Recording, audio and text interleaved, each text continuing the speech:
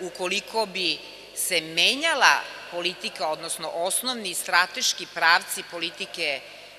vezano za Kosovo i Metohiju, tada bi svakako morao da se izjasni parlament. Pošto sam ja sigurna da se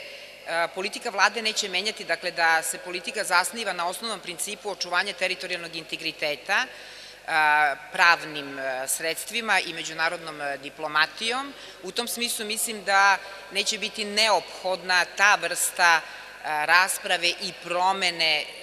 eventualno stava u parlamentu koji bi omogućio i promenu politike. Dakle, ja ne verujem da će biti promene, neće biti sigurno